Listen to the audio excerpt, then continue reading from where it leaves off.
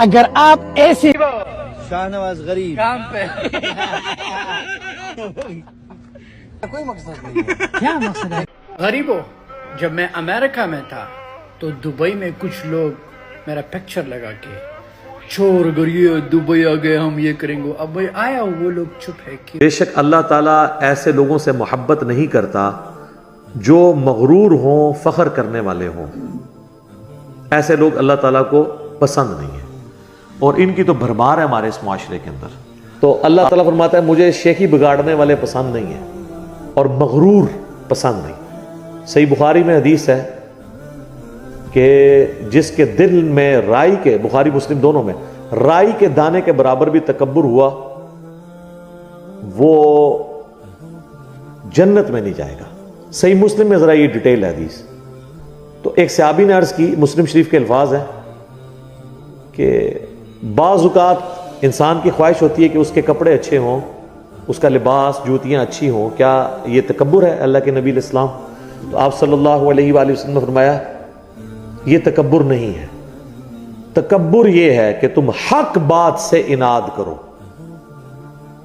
یعنی پتہ چل جائے یہ صحیح ہے لیکن اسے قبول کرنے کے لیے تیار نہ ہو. یہ ہے تکبر. اور دوسروں کو حقیر جانو.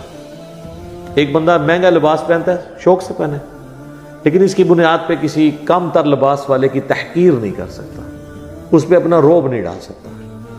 مسجد میں آئے گا تو وہ ایک پھٹے پرانے کپڑوں والا اگر اس کے ساتھ کھڑا ہے تو اس نے اپنی صف میں جگہ بھی نہیں بدلنی. یہ اس کے دل میں خیال نہ آئے. اس کو غریب بھی اللہ نے بنایا، تجھے امیر بھی اللہ نے بنایا، اس میں تیرا کون سا کمال ہے؟ تجھے دے کے ازما لیا، اس سے لے کے ازما لیا. وہ تو کامیاب ہو گیا کہ آ کے کھڑا ہو گیا، اور تجھے دے کے ازمایا تو ناکام ہو گیا. تو نفرت کرتا ہے، اور اکثر تو مالدار لوگ مسجد میں آ کے نماز نہیں پڑھتے. تو ناکام ہو گیا. تو نبی علیہ السلام نے فرمایا کہ یہ تکبر نہیں، بلکہ تکبر یہ ہے کہ تم حق بات سے اناد کرو، یعنی حق بات کو ٹھکرا دو اور دوسروں کو حقیر جانا. اور اس میں یہ بھی الفاظ ہیں کہ اللہ بھی خوبصورت ہے اور خوبصورتی کو پسند فرماتا ہے. تکبر یہ نہیں کہ تم اچھا لباس پہنو یا اچھے دکھو، بلکہ تکبر یہ ہے کہ تم حق بات سے اناد کرو، نفرت کرو، چھوڑ دو اسے. یہ ہے متکبرین. اللہم لا تجعلنا منہم، آمین. باقی جو بخاری مسلم میں ایک حدیث بھی ہے، نبی علیہ السلام نے فرمایا کہ بعض اللہ کے بندے ایسے ہیں پرانگدہ حال پھرتے ہیں جن کو کوئی پوچھنے والا نہیں ہوتا. غریب لوگ، ان کا لباس بھی اس طرح کا ہوتا ہے، لیکن وہ اگر کسی معاملے پہ اللہ پر قسم کھا لیں تو اللہ تعالیٰ ان کی قسم ضرور پوری کرتا ہے. بخاری و مسلم میں حدیث ہے، نبی صلی اللہ علیہ وسلم کے سامنے سے ایک شخص گزرا. صحابہ سے آپ نے پوچھا اس کے بارے میں تمہارا کیا خیال ہے؟ کہا کہ اس سے زیادہ تو معزز شخص ہی کوئی نہیں ہے. یہ کسی دروازے پہ رشتہ مانگے تو لوگ رشتہ دے دیں، کسی کی سفارش کرے تو لوگ اس کی سفارش قبول کر لیں. تھوڑی دیر بعد ایک غریب سا صحابی وہاں سے گزرا. وہ بھی صحابی تھا جو پہلے گزرا، کافر نہیں تھا، جس کے جسم پہ کپڑے بھی بڑے نامنل سے تھے. آپ فرمایا اس کے بارے میں تمہارا کیا خیال ہے؟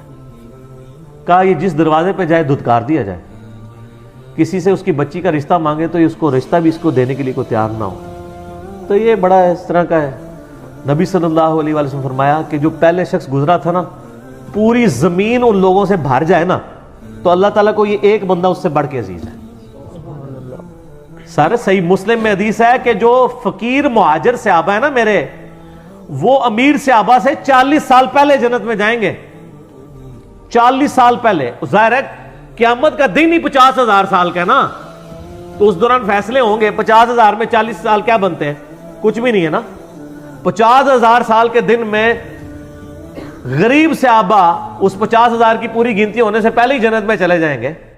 یہ تو ہو سکتا ہے کوئی 40 سال بعد جائے، کوئی 40,000 سال بعد بھی جا سکتا ہے، کیونکہ قیامت کا خود دن 50,000 سال کا ہے نا. اے نا تم میتھمیٹکس بنانی شروع کر دو کہ جنت 40 سال کا گیپ کتنے رہن گے؟ سر میدان محشر ہی چھوڑ گے. 50,000 سال کا دن ہے. سورۃ الحاقہ میں ہے کہ قیامت کا دن 50,000 سال کا دن ہے. تو اس 50,000 سال کے دن کے اندر بھی سب لوگ اکٹھے ہی نہیں جنت میں چلے جائیں گے.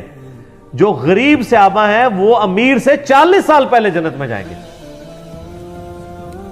سر تو یہ اسی لیے نبی علیہ السلام نے فقر کی زندگی اختیار کی ہے نا. بخاری مسلم میں حدیث ہے, اے اللہ محمد اور آل محمد کو بس اتنا ہی رزق دینا کہ ان کی روح اور جسم کا رشتہ برقرار رہے.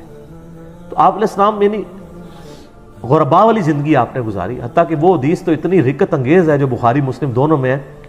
جب نبی صلی اللہ علیہ وسلم نے اپنی بیویوں کے ساتھ ناراضگی 1 مہینے کے لیے کر لی اور آپ اپنے گھر کی چھت والے پورشن میں چلے گئے, تو حضرت عمر فاروق ملنے کے لیے گئے تو آپ کے اوپر بھی چادر نہیں تھی, صرف تہمت باندھی ہوئی تھی. یہ غربت کا حال تھا. اور وہ جو نقشہ کھینچا ہے حضور کے گھر کا, وہ انسان کے آنسو نہیں رکتے. اور آپ کے جسم مبارک پہ چٹائی کے نشان ہیں. حضرت عمر رو پڑے, ان کا یا رسول اللہ کیسر و کسرا دنیا کے مزے لوٹ رہے ہیں اور آپ اللہ کے نبی ہیں, یہ ساری دولتیں تو آپ کے لیے ہونی چاہیے. آپ فرمایا عمر لگتا ہے دنیا کی حقیقت ابھی بھی تجھ پہ نہیں کھلی. سر حضرت عمر کو کہا جا رہا ہے میں اور آپ کسی کھاتے میں نہیں. کیا تم اس بات پہ راضی نہیں ہو کہ کیسر و کسرا یعنی رومن اور پرشین امپائر کے جو بادشاہ ہیں وہ دنیا کے مزے لوٹیں اور ہم آخرت کی سعادت لوٹ لیں؟ تو یہ آخرت کے لیے یعنی معاملات کو ادھار رکھا گیا ہے. اور اسی لیے میں نے بتایا تھا نا, ایک بخاری میں حدیث ہے کہ وہ عبد الرحمن بن عوف رضی اللہ تعالیٰ عنہ کے سامنے پانی کا پیالہ لایا گیا تو وہ پینے لگے تو رک گئے. اور اس وقت میٹھا پانی بھی ایشو ہوتا تھا. اب دنیا کی سپر پاورز مسلمان بن چکے ہوئے تھے, ان کو اپنا غربت کا وقت یاد آ گیا. انہوں نے کہا کہ ان کو یاد آ گیا کہ حضرت صہیب رومی کو جب ہم دفنانے لگے تھے تو ایک چادر تھی, سر کے اوپر کرتے تھے پاؤں ننگے ہو جاتے تھے, پاؤں کے اوپر کرتے تھے سر ننگا ہو جاتا تھا. پھر ان کے سر کی طرف چادر کر کے پاؤں پہ ہم نے گھاس ڈال کے ان کو دفنایا تھا. ٹھیک ہے. اور یہ اس زمانے میں وہ لوگ شہادت نوش کر کے اللہ کے پاس جا چکے, اور ہم لوگ دنیا میں مزے لوٹ رہے ہیں کہ اللہ تعالیٰ نے دنیا کے خزانے ہمارے لیے کھول دیے. اور پھر رونا شروع کیا حتیٰ کہ انہوں نے پانی بھی نہیں پیا اس دن.